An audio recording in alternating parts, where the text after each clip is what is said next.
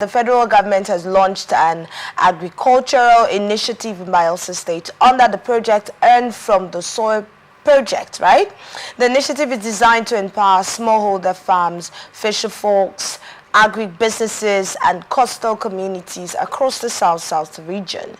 Speaking at the launch, the Senior Special Assistant to the President on Community Engagement, South, Honorable Gift Jumbo, highlighted Bayelsa's immense potentials for large-scale rice production, drawing inspiration from the success of the Netherlands, a country with similar land mass. The project, which aligns with President Bola Tinubu's mandate to cultivate 500,000 hectares of land, promote year-round farming and encourage the consumption of locally grown foods, was officially flagged off in Bayelsa State on Saturday.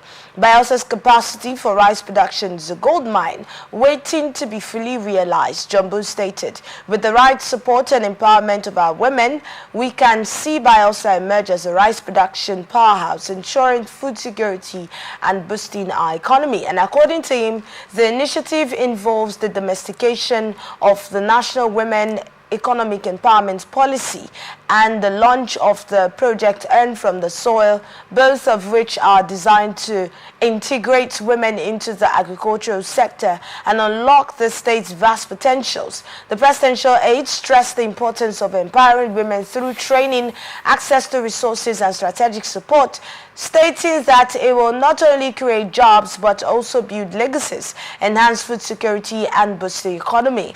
Let's get your thoughts on this story, Ambassador.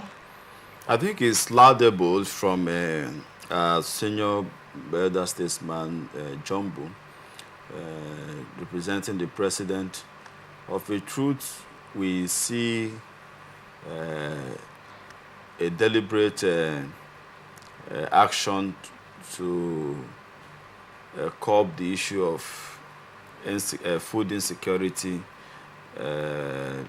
low agricultural production, and then increase in our agrarian lifestyle, empowering those who are into agriculture, also inspiring those who need to go into agriculture. Like he gave an instance of Finland.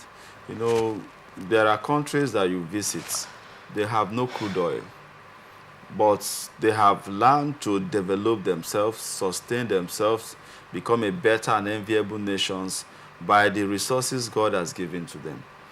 Here in Nigeria, from the southern region, farmers are looked down upon. People feel that farming is meant for those who couldn't go to school, those who are not very lettered, those who have no government opportunities or oil company services opportunities.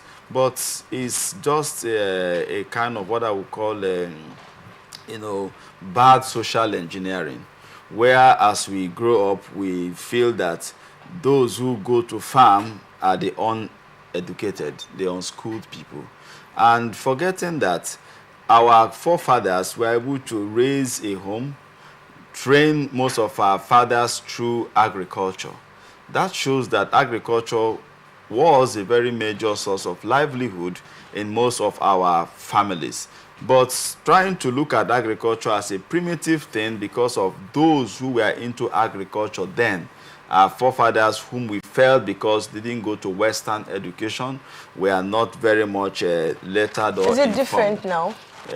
Yes, the truth remains that I didn't really see our forefathers as people who are not educated. But when you talk about maybe they don't have the Western formal education, that's right.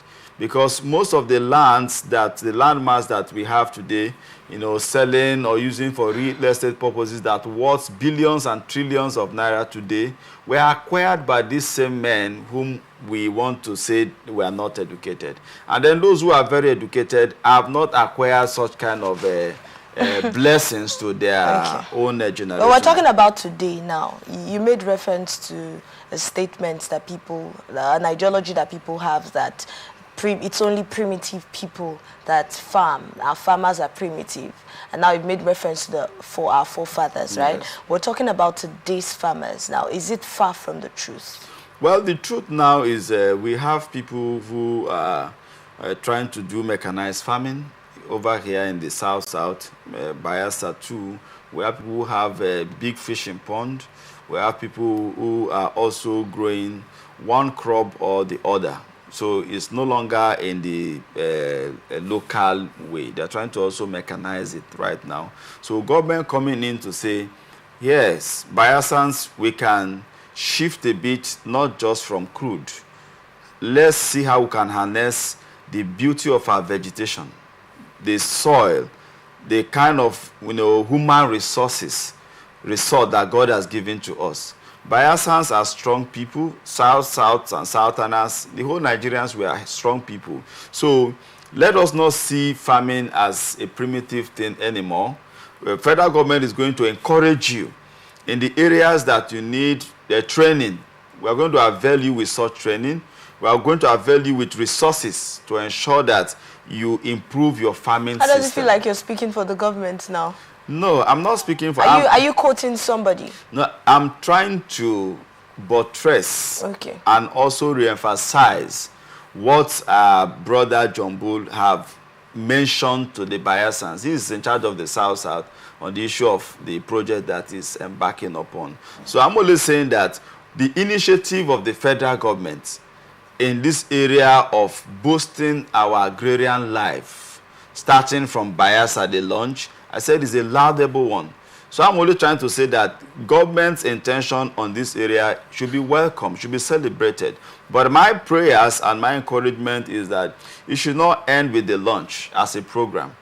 It should really be a reality so that the intention of government and what we have been made to hear will become a reality. Seeing Bayelsa now becoming, if not just an exporter of rice or agrarian product, let us see that Bayelsa can even contribute to the feeding of Nigeria. You talked about, you just said that you hope that it doesn't end at the launch and we actually see the realization of the project. And that's what a lot of Nigerians say and feel when they see a government-owned project.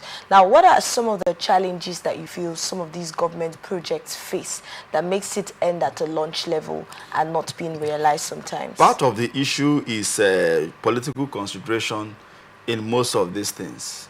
When you give somebody an opportunity in the name of political consideration, he sees it as his entitlement. He doesn't see it as a privilege. He sees it that this is my right. Because I'm a member of the APC, because I'm a member of the PDP or Party YZ, that's why they are giving me this. So, and in terms of doing this empowerment, names most times will be collected from party leaders. And then you give them this equipment to people who don't even need this. People who don't need this, who will not really appreciate this innovative from government. So I want to think that anything that has to do with government should be something that has to do with the people. It should not be a partisan thing. It should not be an ethnic thing. It should not be a religious thing. Because when we talk about Nigeria, let us talk about Nigerians. When we talk about government, federal government, let us talk about Nigerians. The federal government in Bayelsa, that is not a project for APC people. The project through the governor of Bayelsa said should not be an opportunity for more empowerment for PDP people. So it should be seen as a project targeted for those who are interested in this area of agrarian lifestyle. Those who are already into it, I think, should even be given the first priority, so that they can boast what they are already, passionate about. So most times government projects, and programs fail because of political consideration and not giving it to the right people. Again, the implementers of this project too, after they launch, sometimes you have a state coordinator, local government coordinator, and all of that, who are just interested in the funds. So they are not interested in the reality of what is. And that's a mindset a lot of these leaders have. A lot of people in leadership positions, I'm talking about down to having probably a project like this, and then you have a leader of the project or from a particular local government, and then, like you have said, they start thinking of what they can get from it. But how do we get to change the mindset of these people? That's part of what we are doing. To have a different approach. I think that's part of why we are here talking. to say that this kind of laudable project should not be based on political consideration.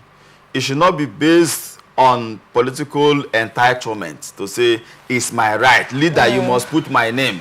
You know, you must put my children's name, my wife's name, my uncle's name. And then, party chairman, give us 100 names.